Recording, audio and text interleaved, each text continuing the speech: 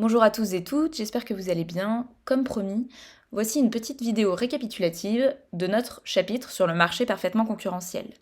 Cette vidéo ne vous permettra pas de connaître parfaitement votre cours, pour cela il faudra eh bien, relire tout ce qu'on a écrit en classe, mais elle peut servir de point d'appui, notamment pour celles et ceux qui n'ont pas vu ce chapitre l'année dernière, et donc pour qui ça peut aller un petit peu vite, il y a certains points qui sont techniques, et donc tout ça, ça prend du temps avant de le maîtriser. Même si après le visionnage de cette vidéo, vous n'avez pas encore tout compris, vous n'hésitez pas, vous venez me voir en classe, vous m'envoyez un mail sur le NT, et je répondrai volontiers à vos questions. Alors avant toute chose, eh bien, il faut bien comprendre ce que c'est qu'un marché et ce que ça n'est pas.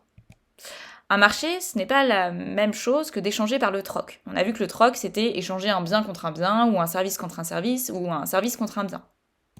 Ce n'est pas non plus la même chose que d'échanger par le système du don. Donner, c'est donner sans forcément de contrepartie. Ou alors on peut attendre un contre-don, mais qui viendra plusieurs semaines, plusieurs mois, plusieurs années après.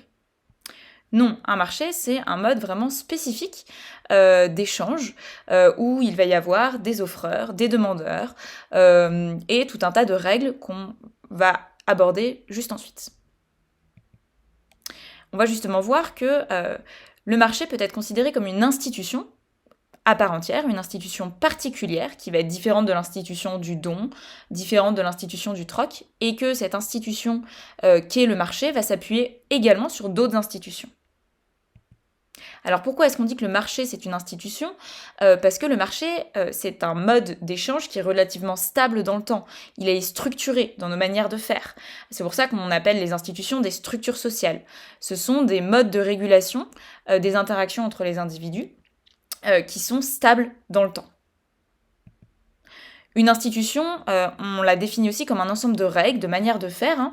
Donc là, on voit bien que le marché, effectivement, correspond bien à cette définition d'institution, puisque le marché se fait d'une certaine manière, c'est un mode d'échange qui se réalise d'une certaine manière, qui, encore une fois, hein, je me répète, mais est différente de la manière d'échanger que lorsque l'on fait du troc. Le marché va avoir lieu sur des lieux, un lieu qui peut être réel, comme le marché de Charlieu par exemple, où vous pouvez physiquement y aller, ou un lieu qui peut être fictif, comme par exemple sur Internet. Sur un marché, on ne va pas échanger comme dans le troc un bien contre un bien, mais on va échanger un bien ou un service contre de la monnaie. Et enfin, sur le marché, on va clairement distinguer deux types d'individus. Un vendeur, on appelle aussi un offreur ou un producteur. En économie, on simplifie, on considère que c'est une seule et même personne. Et donc, d'un côté, il y aura ce type d'individu, et de l'autre côté, il y aura l'autre type d'individu qui est le demandeur, l'acheteur, le client. Même chose, on considère que c'est un seul et même individu.